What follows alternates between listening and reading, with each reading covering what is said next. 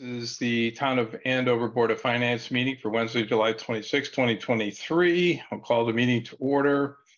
First, recite the Pledge of Allegiance. I pledge allegiance to the flag, United States of America, and to the republic for which it stands, one nation, under God, with liberty and justice for all. Okay, thank you. So we are have on a very limited agenda tonight. Obviously, we just had pretty much a full meeting last week. We are mainly just going to talk about the fire department RFP and the contract to purchase the new piece of equipment. Before we get into that, we'll go ahead and open it up to public speak. Eric, I don't see anybody from the public on the meeting. Correct. The only public that I see here is Sean Coble, and he's for a specific agenda item. Okay, and I'll get a chance to talk then or whenever. We'll go on to review the fire department RFP. So we do have the revised contract. I didn't look at it word for word, but this is the one that Dennis has the changes that Dennis had hoped for. Yes, Dennis proposed a series of changes to the contract. None of them were really very significant. They were just fairly minor wording. The contractor agreed to all of the changes and sent us a revised contract, which I looked at and compared to what Dennis had suggested. And he, in fact, did incorporate the suggestions of the town's attorney. It wasn't anything really material. They were just minor points that Dennis felt were important to include. Yeah, and just some things to clarify, make it, clearer in some of the jurisdictions. I have the old, I guess, one printed out with me. I didn't get the new one printed out. So I don't know. I had two areas of concern. I'm not sure if we'll talk about those tonight or what we're going to do. So I don't know if the areas I had of concern were addressed by the lawyer or. Okay, well, let's I guess give Sean an opportunity to kind of talk about the process and so one thing that went on was that the RFP committee reviewed the contract and the RFP, and I'm paraphrasing here, but and Sean will give a chance to speak a little more clearly to this. But they reviewed it. They determined that the proposal met the specifications of the RFP, and they recommended going forward. If you remember, Rob was a part of that committee, and I believe he was at that meeting. So Sean had forwarded the minutes of that meeting to Eric, and I think I may have included them on one of the emails that I sent to you guys. I'm not sure if you read down all the way. So that's what's happened so far. So what I would propose is we kind of give Sean an opportunity to kind of explain the process and make any comments about it. And then we can ask questions thereafter. Make sense? Great. Makes sense. Okay. Sean, the floor is yours. You want to kind of tell us what you guys, how you reviewed it and what you went through and your comments and thoughts about the proposal? So what we did was once we got the bids in, one bid, it was sent out to all the members that were going to review it, which were Jeff McGuire, Rob, myself, Martin Gohegan, Scott Yeomans, Chris O'Brien, and Mr. Mark Williams. They were on all. That was the truck committee from the fire department, and then the other two. So we reviewed everything at home, went through it, got together, discussed it. There's really no questions about it. A lot of the topic was how detailed the specs were and how everything was spelled out for, how things are going to be built, where they were going to be, all that stuff. Everybody thought it was a great product. Everybody liked the way it was written, and everybody was in favor. It's pretty much just like a 12-minute meeting. And we took a vote on it, and we voted to move it forward for approval. And some, signed the contract, and I guess the contract was changed to meet the satisfaction of the attorney, which is always good. That's pretty much where we stand. It was pretty short and sweet. Wasn't very many comments on it that night from anybody. Okay. All right, good. And just to just to reiterate, if I didn't forward this stuff to you guys, so there was a few comments from the attorney. Paragraph 7 talks about waiving consequential damages. Dennis had concerns like that, but every attorney will say that. But as he said, it's probably standard in the industry.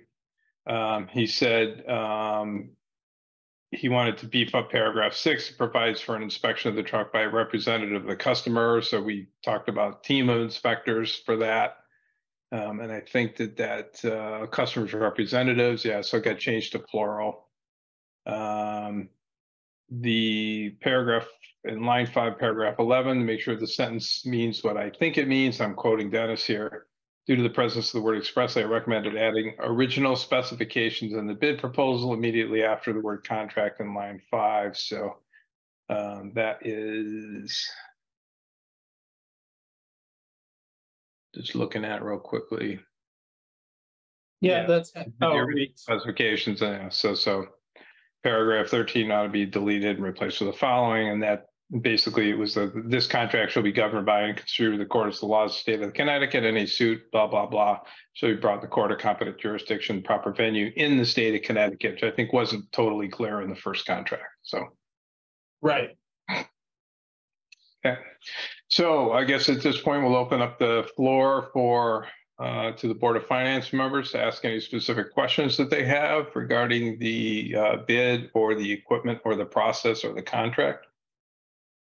Bill, do you want to lead off if you had concerns about the original contract? Sure.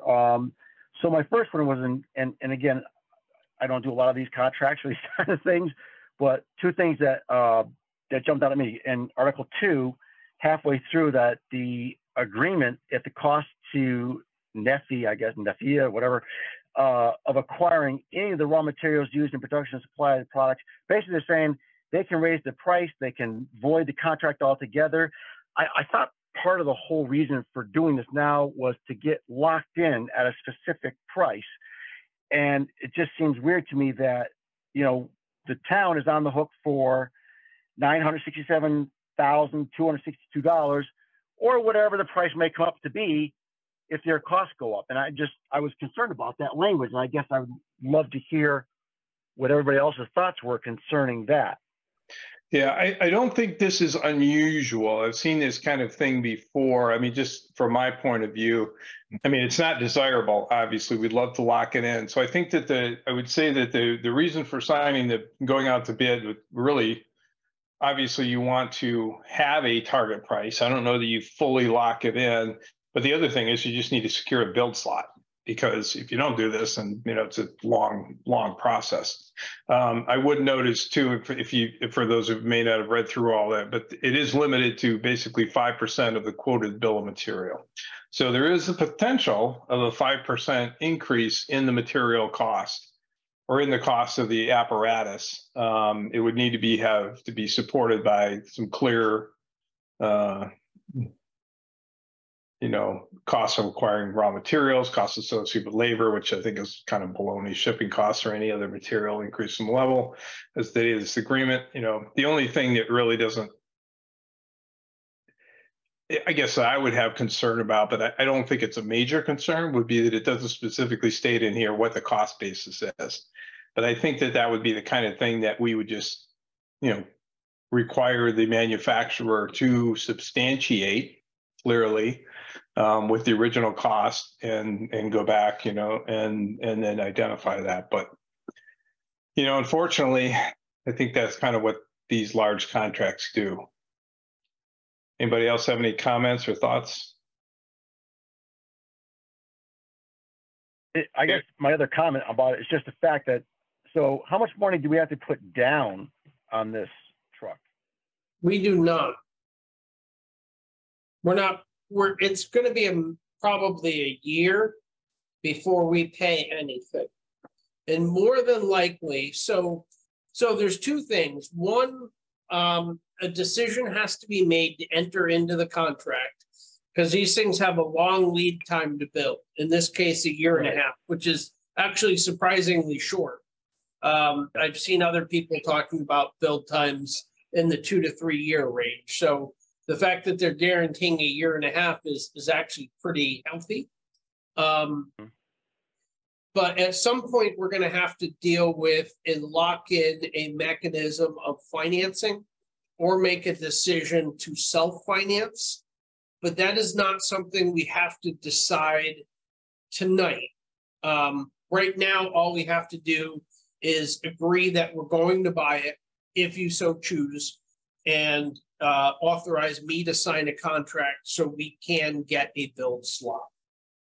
And I get it, but my biggest thing there is so it's just that they can null and nullify this agreement without any further liability to the buyer at all upon 10 days notice. Like if they wanted to, they just could say, we don't want the contract anymore. A year into this. And that doesn't seem right to me that, you know, we go to town, we get the money, we're planning on a truck, there's long lead times, prices are going up, and a year from today we can find out, we no longer have a contract, we got to start all over again, and they have no obligation, no liability, no nothing to us. That seems pretty, wow. I mean, I like to enter some contracts like that where I had that kind of right. It just seems everything's in their favor, nothing in our favor in that section. And of course, I have another section I'm not happy about, but I mean, I guess I've never done this before on $1 million truck before, but it just seems like they could just tell us to go pound sand in a year and then we're up shit's creek. It's just, excuse my language, but wow. Well, on the other hand, they lose every opportunity to make any money on this deal if that happens. I mean, I would think that there would really have to be a fairly significant reason for terminating the contract, such as I don't know, they can't get the part, they can't meet the dates, they can't, you know, prices go up 10% instead of 5%. They can't recover that cost. I don't know. So yeah, I mean, people like. I should say people build homes, right? If I were to go out and I could build $1 million home today, and I get a contract with a contractor, and he defaults on delivering that house, you know, as a contract. He's going to build it for $1 million. If he defaults, I'm going to take him to court and sue his ass off. It just seems like we have no recourse if they decide to say, doesn't look too good for us anymore to do this contract, so we're out. I don't know, just a concern that I had. I don't know if anybody else feels that way, but it just seems. I just want to piggyback on Bill too. This is Joanne, and then I'll let him do a second concern. That was my concern too. Like we're taking a lot of risk with, you know, and going forward, and I'm in favor of it. But it'll be hard to have put it at our budget meeting, talked about it several meetings, and then they do seem to have, you know, they hold all the cards. They hold all the cards. With that clause for this much money, like say we're a year in and then, you know, costs double or something, which, you know, we know how inflation is going. We have no idea. The whole reason we're trying to get this done and being willing and think it's necessary. So that clause just bothers me as well, Bill. But I don't know if it's, you know, you guys would have the history more than I would of if this is in every truck that we get. And yeah, I doubt it, but I didn't like it. I think the risk. And I'm like you. Oh, go ahead. I was just saying that just keep in mind we don't have any money in this. We have time, certainly. And I don't think that if they were to contact us in 3 months and say, hey, we can't do this for the price, you know, that we had anticipated, we're going to terminate the contract. We still have it wasn't this RFP that was approved during the budget meeting. It was we provided the intention to the town that, you know, made clear that it was going to be in our capital plan to purchase a fire truck or fire apparatus for about amount for $1 million. So I just want to clarify that. So it certainly is a risk that, you know, they can't come through. And I think our only real potential loss, if you will, is the amount of time that require us to go out to bid again and figure this out. So again, it's just like, I'm for the truck. I'm not trying to say I'm not. I'm just reviewing the contract, and that really jumped out to me as not language that I would ever agree to in a contract, but okay. Right. So just a couple quick things. I mean, you know, what the contract basically says is if there is an increase in cost, the town has the first right to agree to that increase in cost. And if we don't agree to that increase in cost, they can abandon the contract. Yeah.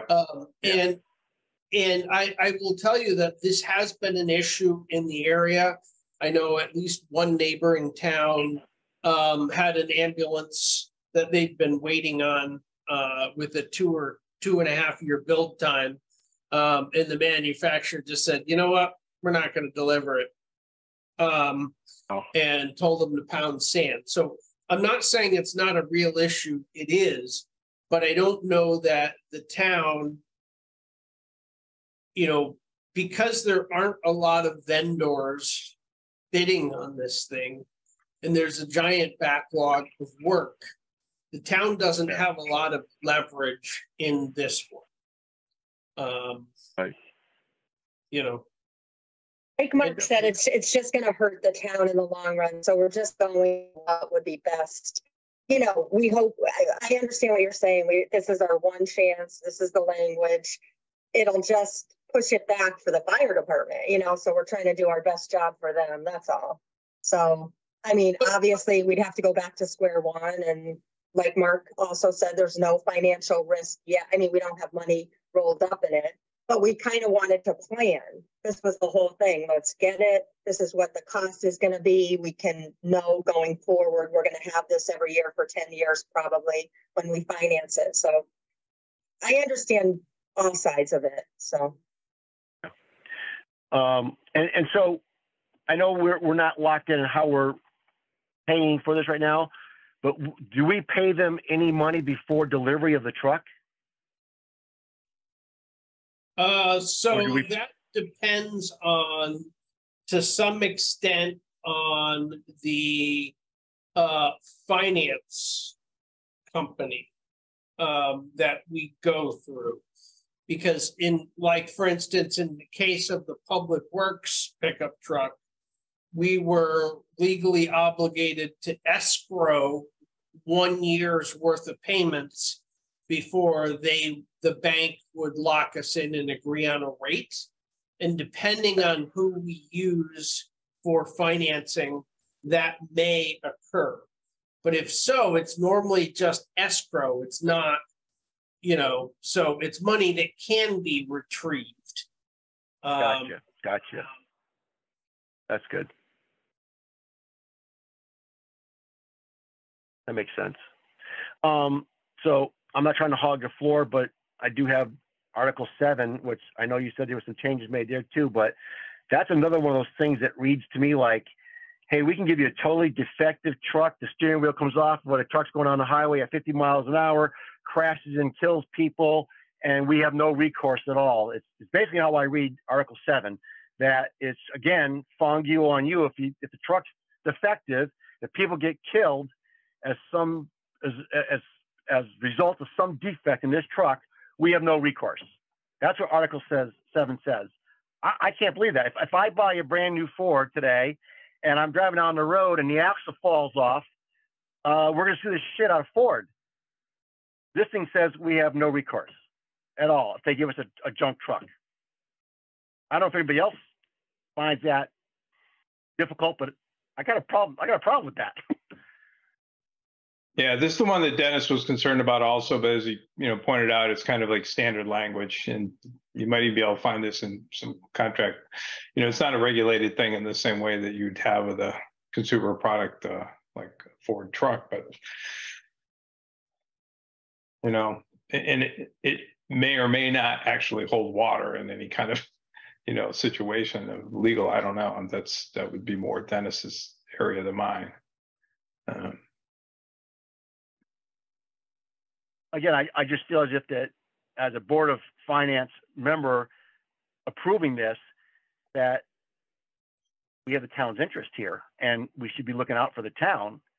And saying go forward with that kind of language again, just seems like we're just putting the town at risk here, and I don't know, just it's just weird language to me that they can just totally avail themselves of all responsibility if they deliver us a defective truck and it ends up killing people or property or whatever.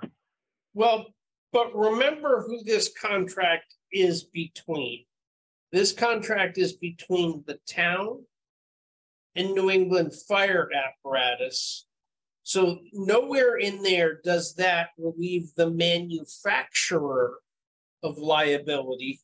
It only relieves New England Fire Equipment from liability.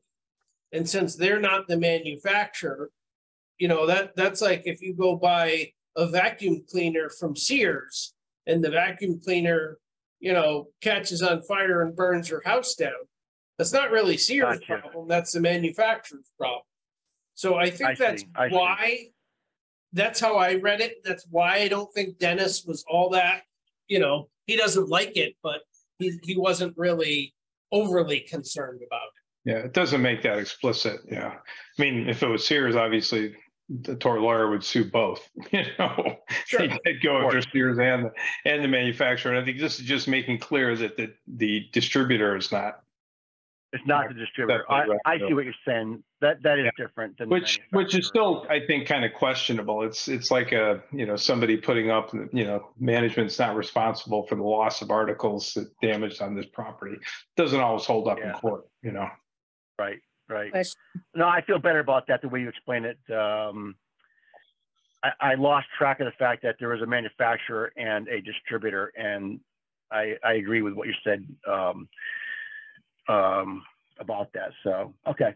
Probably more comfortable with that. Things, but it's a fair point. I think, yeah. Louise? What is the warranty on it from the manufacturer?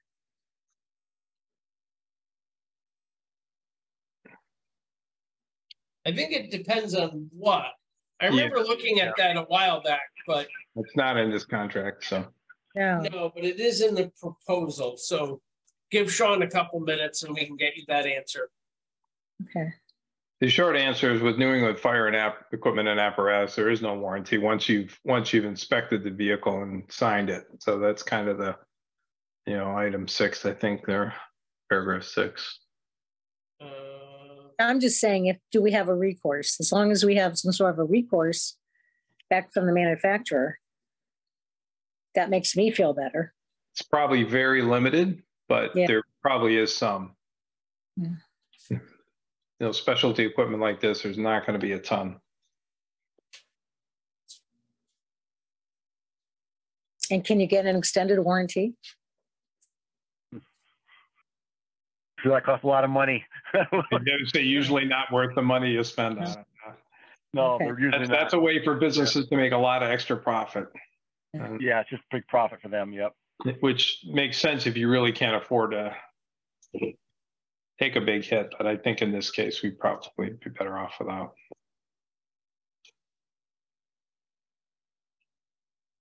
Okay, there's the warranty. General warranty, plumbing warranty, third-party pump warranty. General warranty is 2 years.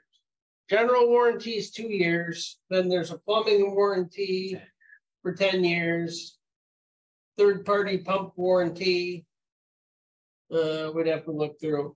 So basically, all the subsystems carry their own, or a bunch of the subsystems carry their own Paint has its warranties. The paint is 10 years. So it's like specific to each individual thing. So I don't think you can it's say like the drivetrain versus the vehicle warranty on a car. Right, versus the paint. Right.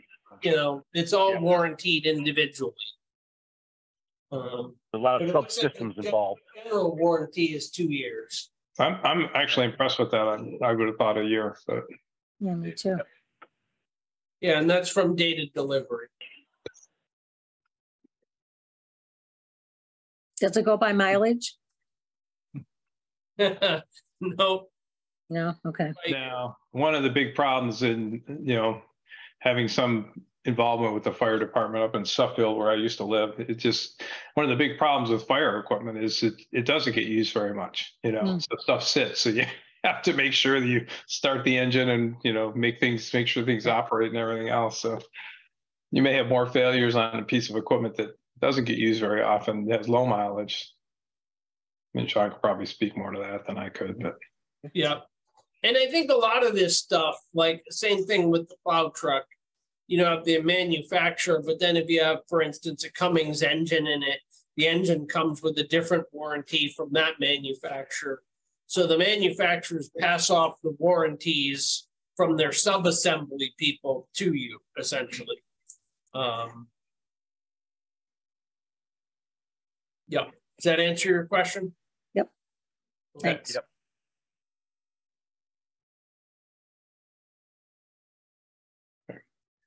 Other questions for Sean or concerns about the contract or the RFP or proposal? Oh, Bill brought up really good points. I'm glad you addressed them, and I feel better about it too with the explanation. You know, I think we have in my opinion, yeah, you asked if there's any more questions. So now, no, I feel satisfied with the things that were brought up and answered. Okay. Does anyone want to make a motion to approve moving forward on the contract? You're muted. Yeah. Okay, Louise makes a motion. So just to restate it, this is a motion to approve the town of Andover moving forward with the contract with New England Fire Equipment and Apparatus for the new fire squad vehicle. Right, I guess. Okay, anybody want to second that? I'll second it. Okay, Brian seconds. Do we have further discussion? So if I were to suggest, I would suggest two things. One, you add to the motion the sum listed in the agreement, which is $967,262.00. And the second is that the motion explicitly authorizes the town administrator to sign the contract on behalf of the town. Yeah, I thought about that one. Okay, Louise, are you okay with that wording? I'm okay with that. And Brian?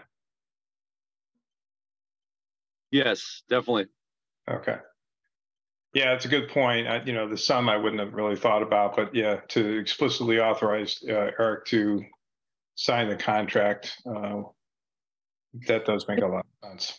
Should we add that the price will not go up more than 5%? I think that's implicit in the contract, or it's explicit. Yeah, so it's clear in the contract, pretty well written. So I think since we're approving this contract, you know, provided by, you know, the vendor and signed on the date of July 24th, just to make it explicit, that probably is a good thing to put in there as well. That should lock it up pretty solid. Okay. Any other discussion? Okay, some good questions came up, some good discussion. I guess we'll go ahead and call for a vote. All those in favor of the motion say aye. Aye. Aye. Any opposed? Any abstentions? Okay, hearing none, the motion passes. Thank you, everybody. Appreciate everybody joining today to take care of this business. Item 4 on the agenda is public speak. Again, it doesn't look like we have anybody from the members of the public other than Sean. So unless Sean, you have anything to add, we'll go ahead and move on. Appreciate all your hard work. Okay, thank you. And does anybody want to make a motion to adjourn? I'll make the motion to adjourn. Bill DeRogers. Yeah, thanks, Bill. Anybody want a second? Second. Louise seconds. Any discussion? All those in favor say aye. Aye. Aye. Any Aye. opposed? I trust no abstentions. Okay, the meeting is adjourned. Thank you, everybody, for your time. Appreciate you gathering when we didn't really expect to, but this important business, I think it's a good move forward for the town. Some good questions and discussion. Thank you for paying close attention to this. Thank you, Thanks, everybody. Mark. Thanks, Mark.